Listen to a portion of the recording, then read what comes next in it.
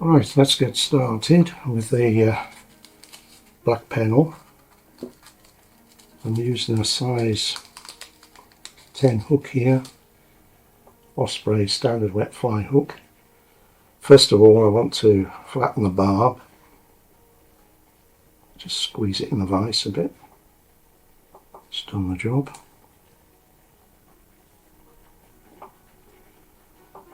Now I do apologise for my hands because I have a tremor, which unfortunately I've had since birth, and as I've got older it's always got worse. One thing I like to do when I'm starting off is not to waste a load of thread with these ridiculous lengths that people pull off. I'm always referring to remove the tag end. So a millimetre or so down the shank. I'm now going to tie on my cock hackle, and I'll remove the softer fibres and I'll tie it on with the shiny side towards me.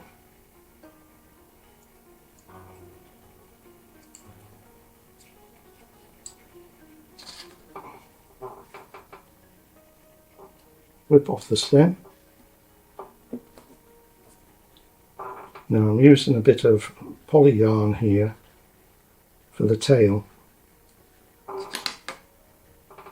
This isn't fluorescent, and I think it's quite handy at times to have in your fly box some of them fluorescent tailed and some of them just bright red.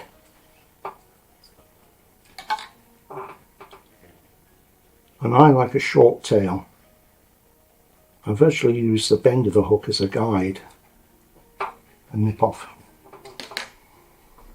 like so. Now at this point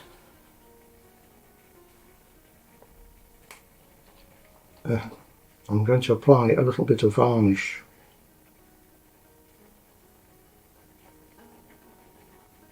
A little bit of Vineyards varnish to the body. This will soak in and not only make the fly more durable, but help prevent rust when it goes back into your box.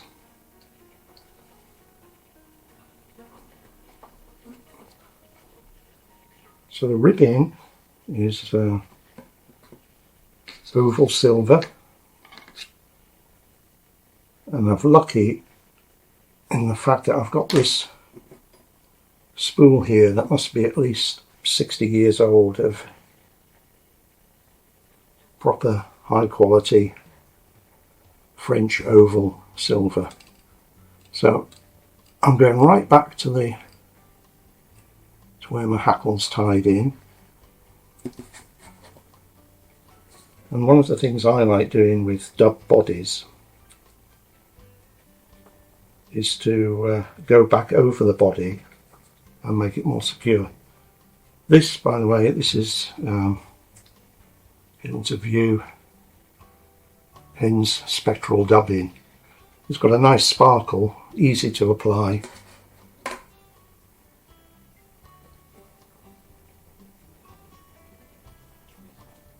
Right.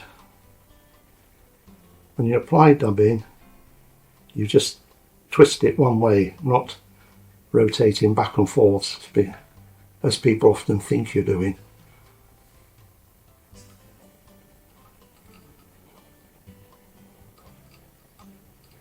So I'll lop that down now, like so, and now I'll go right back again to where my hackle's tied in. Now this is a point where I differ from a lot of people. Is I like to have my, when I'm using a hackle of this length, I like to have it tied in at the beginning. I don't see the point in sort of adding a load of additional bulk. 2 to 3 turns at the head to get the hackle started. Sometimes you find that when you start going down quickly down the body, the hackle hasn't behaved itself and will the sort of fibres will go off at any angle. Now then, you're holding the hackle tip, and then you go over with your silver, and then I put 2 turns in the same place at the base. The reason I do that is that most people just do 1 turn, and so often in fishing that hackle will just move a fraction of a millimetre and then start unravelling. Secure at your head.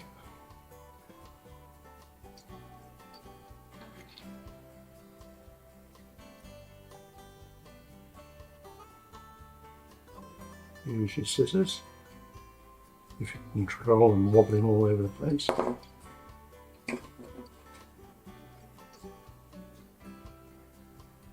Cut off the ribbon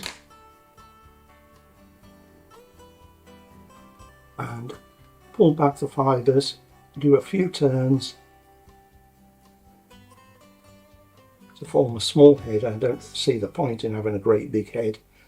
I don't think a fish looks at the fly and thinks the head is part of a natural insect, because you've already got a down great hook eye there. Those half inches.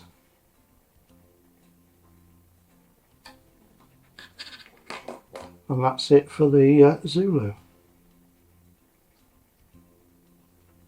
Now this is an excellent top dropper fly, fishing it traditionally in Scottish rivers and lochs.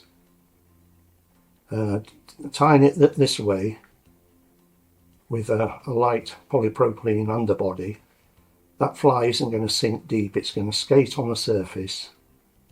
In fact, I always do mine in floatant, and I often have the fish taking the fly at the beginning of the cast when it's lying static on the surface of the water. Now then, for a bit of variation, I'll do the Bibio, which is another really excellent Scottish traditional fly.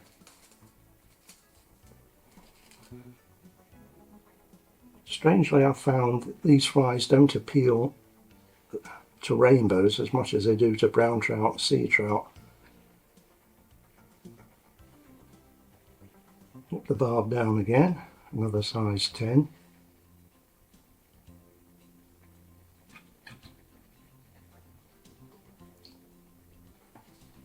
And this time I'm going to use, for the hackle, just to give you a bit of added interest, I suppose, I'm using a long saddle hackle. So because of the length of this thing, I'm not going to tie it in first because it just simply gets right in the way. So I'll just prepare that ready for tying in. Pull some of those lower fibres off.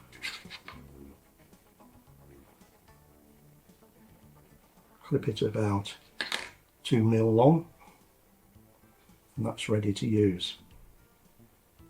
Now, for a slight change of thread, I've got this 12-0 thread, which I've just dabbed occasionally with a felt tip pen just to break up the monotony of the white colour, but I have a purpose here that I want a lightish colour when I put in the red section on the Bibio.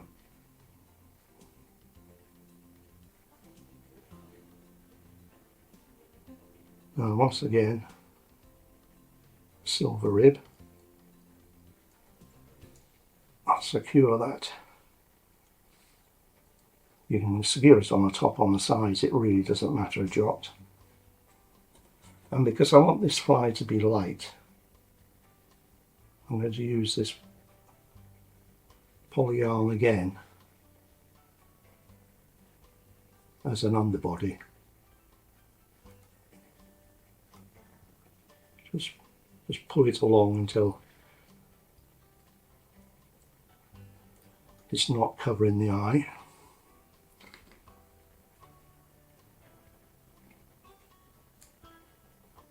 Put it short.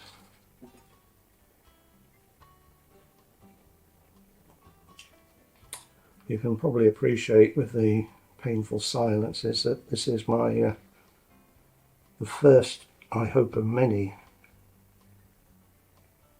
fly time videos.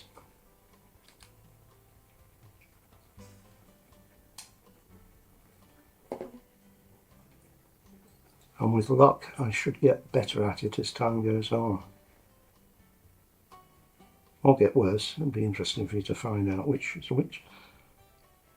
Right, so again, trot up to the top of the hook.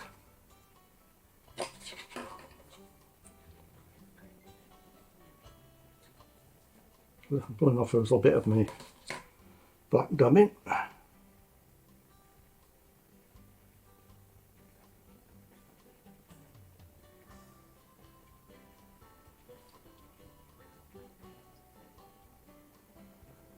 And I've got some of this Davy Wotton, or Wotton, however you pronounce his name, CFL, I think it's CFL, bright red dubbing. This is the bright red section, which is going to be in the middle of the front of the fly. Pile on a fair bit in the middle, because ideally when you fish with it, after a few minutes, that red will fluff up a bit and be a positive sort of sight mark for the fish to strike. Right, now again, right to the top.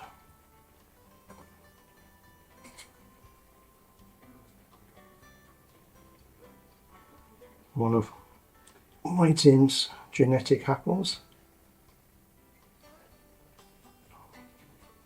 Tie that down in 4 or 5 turns.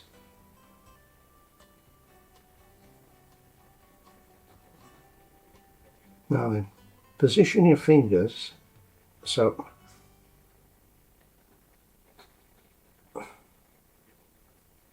the shiniest part of the hackle is going to be facing the eye of the hook. Sometimes when you start winding, it wants to turn in the opposite direction. So if you put your finger in the way, you can more or less bully it into place. Right, that's 2 or 3 at the turn. Don't over hackle the red area because you want that to be seen. Again, when you're at the base,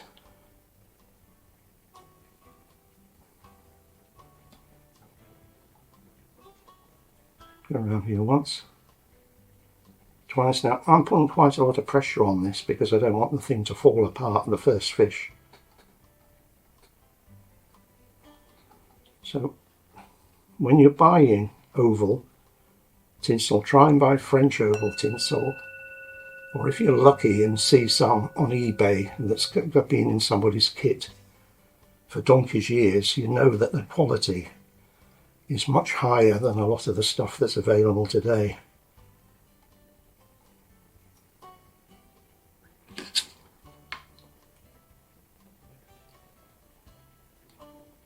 Right.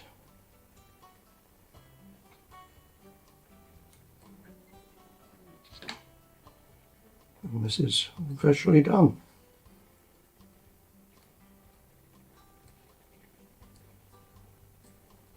So I'm planning to do a lot more fly time videos covering all aspects of flies, how to fish them, stuff that I actually use myself, and using quite a lot of traditional materials, so on. So here we have it, the Bibio. Right, thanks for watching, and please subscribe. It'll make an old man happy.